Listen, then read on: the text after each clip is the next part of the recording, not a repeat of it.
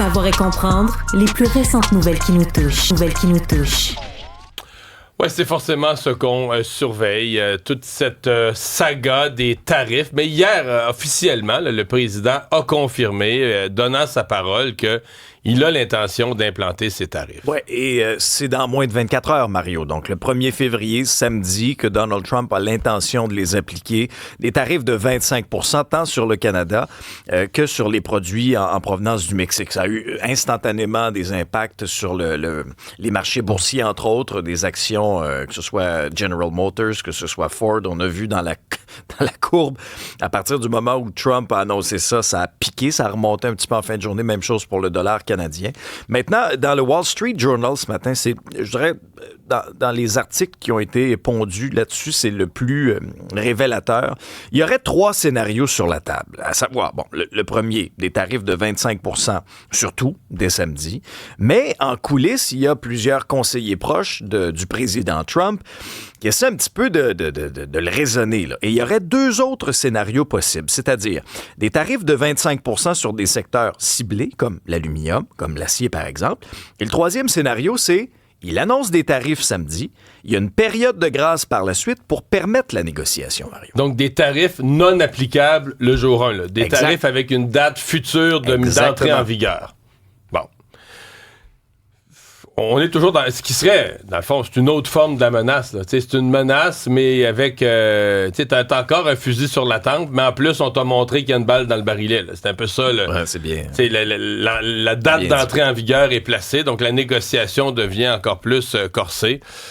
Puis il y a l'autre nuance là, qui est sortie des propos de Trump hier. Là, j'essaie de connecter ça avec l'article du Wall Street Journal. C'est la question de l'énergie. Parce qu'il a dit... Lui, hier, si tu prends son propos, il a laissé entendre qu'il allait appliquer un tarif de 25 % universel sur tout, mais il a dit que ça ne concerne pas l'énergie. Mais là, si c'est surtout, ça concerne tout. Mais là, tu sais, Donald Trump, faut que tu décodes là, ce qu'il veut dire. Il parle toujours à coup de gueule. Fait que là, c'est comme si... Est-ce qu'il pourrait appliquer sur l'ensemble des secteurs, puis faire une exception pour l'énergie? Et dans ce cas-là, comment le Canada réagit? Est-ce que tu acceptes qu'un partenaire commercial te beurre, tu comprends, sur l'ensemble de tes industries, sauf celle qui fait son affaire? Ah, ça, j'en ai vraiment besoin, puis je veux pas que le prix augmente à la pompe. Puis est-ce que toi, tu vas accepter ça, laisser passer ça, ou est-ce que toi, tu vas dire non? On va te mettre une taxe à l'exportation dans ce cas-là. Tu veux 25 %, tu vas l'avoir sur tout.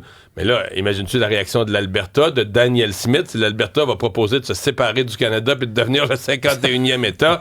Non, mais je caricature à peine, là. Mais tu parles de l'Alberta, c'est intéressant, puis c'est à se demander, tu sais, Mme Smith est allée à Mar-a-Lago et plusieurs rencontres avec M. Tel un deal secret. Ben, c'est ça. Est-ce que là, un side deal, comme on dit en anglais, une entente parallèle à tout ça, on sait qu'elle c'est pas celle qui a joué le plus en équipe depuis le début de ces négociations avec le reste là, des premiers ministres des provinces, des territoires.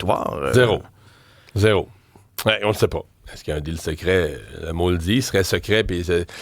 Fait que c'est tout ça. Et on va tous être nerveux demain. J'ai hâte quand même de voir comment ça va réagir sur les marchés à 9h30.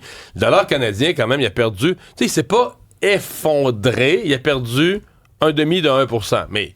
Pour une devise, c'est beaucoup. Là. Les devises, habituellement, le dollar canadien est passé momentanément sous la barre des 69 sous. Faut quand même comprendre que sous les 69 sous, t'es à des creux historiques. Là, on a connu ça il y a 25 ans, 20... mais on est à des creux historiques. Là, il est revenu, tantôt quand j'ai regardé, il était à 0.6905, juste en haut de 0.69. Il était revenu un tout petit peu. Fait que là, on va voir quelle tangente la journée prend sur les marchés financiers aujourd'hui. Je regarde d'ailleurs les transactions de pre-market, d'avant-ouverture. Là. Le Dow Jones serait en hausse de 141 points. Bon, aux États-Unis, tout est ouvert. Mais aux États-Unis, oui, au contraire, tout est ouvert. Le S&P 500 également. Ce sera le TSX, la bourse de Toronto. Ça, j'ai hâte de voir effectivement l'indice, là.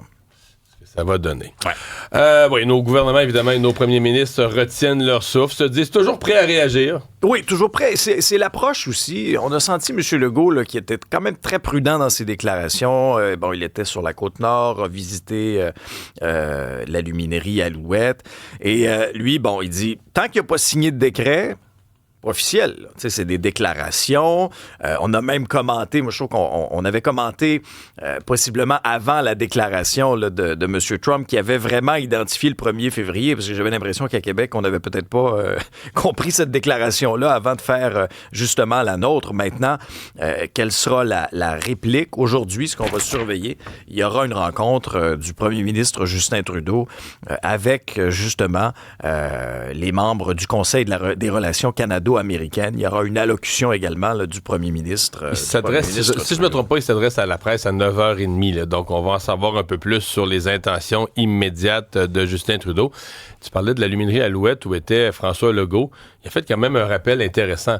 Alouette, juste Alouette à Sept-Îles, une aluminerie, produit en quantité d'aluminium l'équivalent de toute l'industrie américaine. Parce que les États-Unis disent, nous aussi, on a une industrie de l'aluminium, mais comparé à ce qu'on a au Québec, c'est tout petit. Donc, Alouette tout seul, c'est l'équivalent de toute la production des États-Unis. Ça te donne une idée. Mais en même temps, il y a une... Je ne sais plus si c'est une des usines de Rio Tinto, Saguenay-Lac-Saint-Jean, qui produit de l'aluminium, mais moulé. C'est-à-dire qu'on ne livre pas des lingots. Là, on livre une espèce de pièce, une espèce de coque déjà moulée, qui est pour, je me demande si c'est le F-150, mais pour un véhicule Ford, là, qui est vendu à Ford. Quand on parle d'interdépendance, je veux dire, on s'entend que l'aluminerie ne peut pas dire, moi, là, je vais l'envoyer ces coques-là, je vais l'envoyer à une usine de Volvo en Europe. Là. C'est une pièce d'auto déjà moulée qui est pour un seul modèle de Ford sur mesure.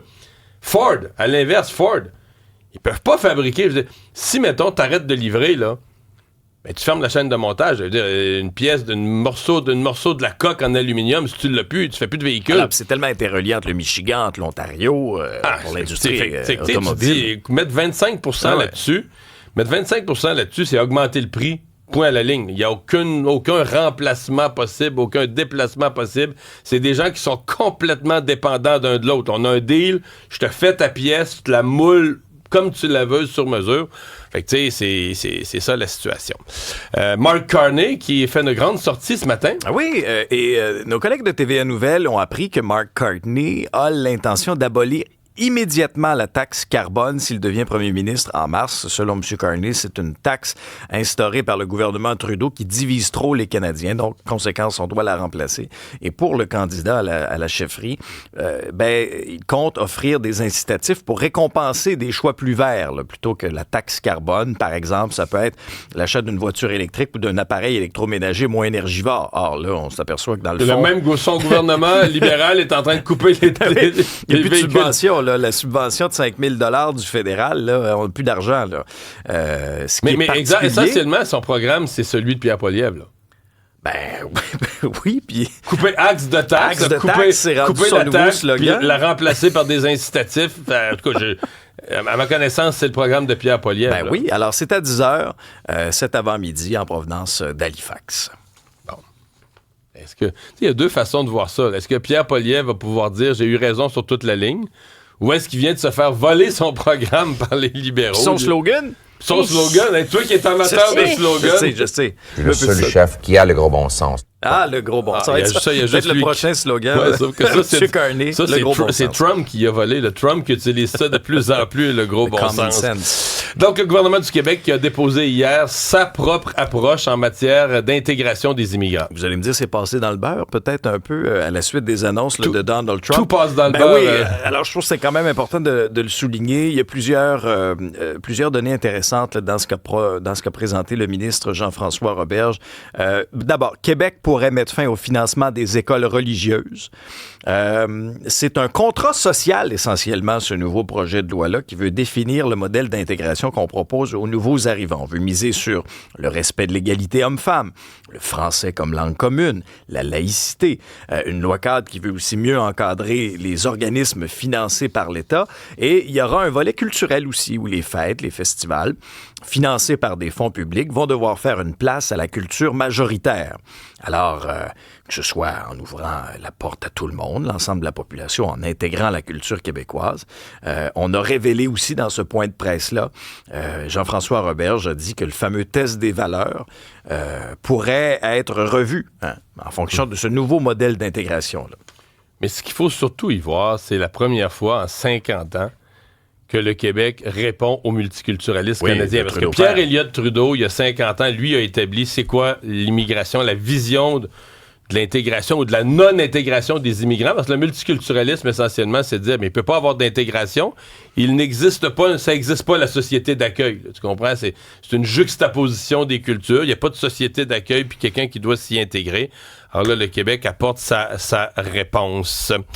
Là, ça a lancé tout un débat. La mairesse Plante, son interdiction d'Airbnb, et même au gouvernement du Québec, on semble pas trop d'accord. Il y a des déclarations vraiment très musclées Ouais, de la je pense part de la ministre du Tourisme. Ouais, entre l'Hôtel de Ville de Montréal puis le gouvernement Legault, je pense pas que c'est l'amour fou, là. Peut-être un petit fret lorsqu'on Oui. regarde les déclarations. Bon, je vous résume un peu là, ce qui a été annoncé hier. L'administration de Valérie Plante donne un coup de barre concernant Airbnb. Ce type de location-là sera banni dans la métropole entre septembre, donc entre septembre et juin. Ce ne sera permis qu'entre le 10 juin et le 10 septembre, donc ciblé vraiment pendant la saison estivale. Il y aura des règles qui vont être mises en place pour les Montréalais qui vont vouloir louer leur résidence et ceux qui ne respecteront pas les règles vont devoir payer des amendes salées, au moins 1 000 $ pour des particuliers, 2 000 $ pour des entreprises.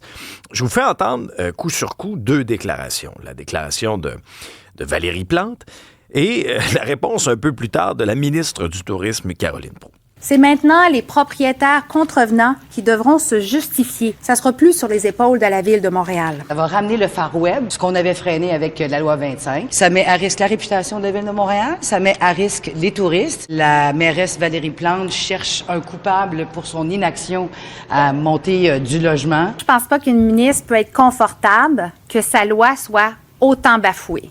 4 000 annonces, 2 000 illégales. Et moi, comme administratrice publique, ce que je veux, c'est que les gens respectent les règles. Moi, j'agis pour les Montréalais. Ouais. Je comprends qu'il y a un problème de peut-être des quartiers que la ville a placés, des Airbnb illégaux, mais la réglementation de la ville, à mon avis, est absurde. Si tu acceptes que des gens qui sont des propriétaires, en fait, des gens qui habitent vraiment un lieu, mais il y a plein de gens là, qui, pour le travail ou pour des vacances, vont quitter leur maison pendant 1 mois et demi, 2 mois, veulent des revenus. Donc, sont prêts, là, ils vont entreposer dans un garde-robe, barrer leurs effets personnels, laisser la maison prête, ou l'appartement ou le condo prêt à louer. C'est pas tous l'été, là. D'abord, il y a ceux qui, y a des gens qui vont dans le sud, des gens qui vont au Mexique, qui vont en Floride, qui vont dans le sud 1 mois, 2 mois l'hiver. Voudraient louer leur résidence principale, la louer pour aller chercher des revenus. Pendant ce temps-là, t'as des gens qui peuvent partir à n'importe quel mois de l'année pour le travail. Alors, pourquoi l'été? En tout cas, je trouve ça, sincèrement, là, une réglementation totalement absurde de la ville de Montréal. Et quand on participe à une grosse manifestation au froid, Oui. faut se réchauffer après, Alexandre. Visiblement, selon les critères de la FTQ Construction, c'est clair. Nouvelle journée, on a des nouvelles révélations du bureau d'enquête dans le journal. Voici le nouveau chapitre. Il y a eu effectivement une grosse manifestation à Québec, dans le froid. Et quelques heures plus tard, les dirigeants de la FTQ Construction, eux, se sont offerts un souper à près de 2 000 $ dans un restaurant de Québec. C'est une facture qui a été remboursée par la FTQ sur le compte de dépenses du vice-président de la FTQ Construction, Stéphane Payette. Beaucoup d'alcool sur la facture, encore une fois. On ne s'est pas gêné pour prendre non plus des plats quand même assez coûteux. Réaction du ministre du Travail, Jean Boulet, choqué, outré. Et ce qui est fascinant, plutôt que de commenter cette situation-là ou de faire un peu d'introspection de la part de la FTQ Construction, eux, ils ont entrepris une chasse aux sorcières à l'interne. Qui a veulent coulé savoir, les factures? c'est qui la mémé qui a parlé au bureau d'enquête. C'est sûr, ça, je suis pas surprise. Plutôt que de se poser des questions sur... Moi, il me semble que ça n'a aucun sens de mettre des factures d'alcool comme ça, faire payer ça aux Il y travailleurs. a de l'introspection. Il n'y en a pas que ben qui prennent de l'introspection. Là. Non, c'est pas à la mode. Non. Non, alors là, il y a une firme externe qui a été mandatée pour trouver l'origine des fuites et selon les informations du bureau d'enquête, la firme pourrait même passer au crible les téléphones, les ordinateurs des employés de la FTQ Construction. Vous comprendrez que ça crée un certain sentiment d'insécurité à l'interne.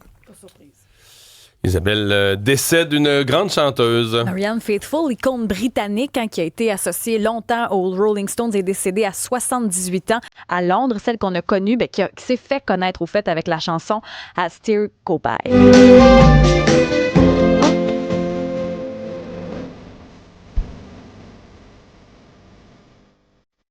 Elle a eu une vie remplie de hauts et de bas. Là. Peut-être que cette chanson-là vous dit quelque chose, c'est que les Rolling Stones eux-mêmes ont déjà repris la chanson en question, que vous pourrez entendre dans les prochaines secondes. Chanson qui a été popularisée en 1964.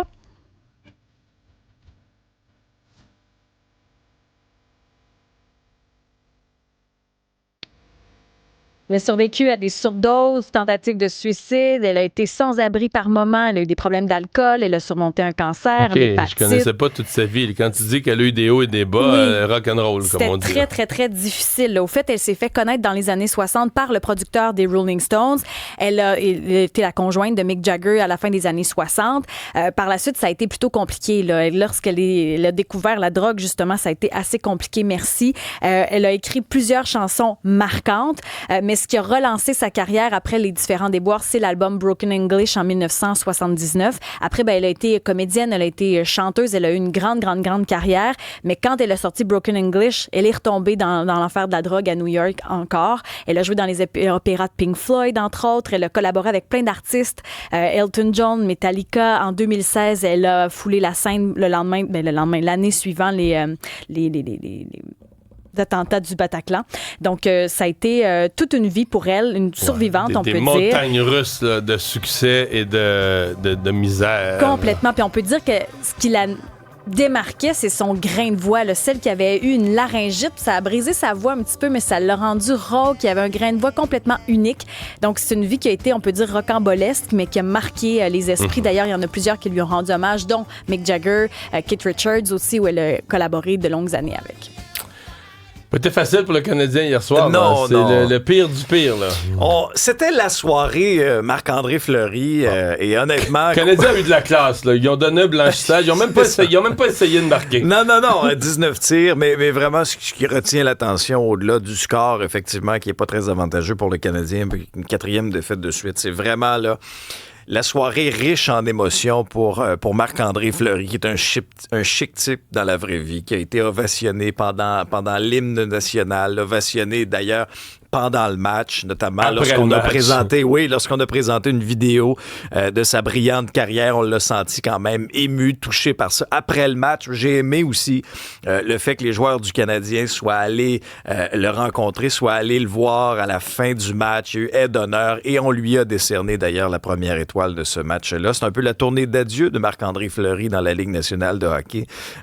Et il avait encerclé la date d'hier sur le calendrier. Il voulait jouer ce match-là. Il y a beaucoup de membres de sa famille, d'amis qui étaient là au Centre Bell. Alors, c'était extrêmement touchant. Bon, c'est sûr que pour le Canadien, 4 défaites de suite, ça fait mal. On s'en va dans l'Ouest américain. Quand je regarde le classement... Ouais, là, on sort lentement du mix. Oui, là, c'est ça. Vois-tu, 8e, c'est Columbus avec 57 points. On est rendu 12e avec 53 points. Mais là, c'est parce que tout est revenu. Là. Le pire, on marque plus de buts. Non, 2 buts rapides. On accorde 2 buts on accorde un 2e tout de suite. Ouais. Dans tout ce que... On laisse des joueurs... Écoute, le premier but, c'était incroyable. T'as un gars, tu te demandes, il est tout seul sur la glace. C'est comme si c'était une pratique. Il y a un joueur du Wild qui est seul devant le gardien. Il lance, il prend son retour... Alexandre Carrier est tombé sur le ventre, puis en tombant, il a arraché le bâton des mains de son gardien. Non, ça aide pas, là. Non, ça a fait dur, pas un peu.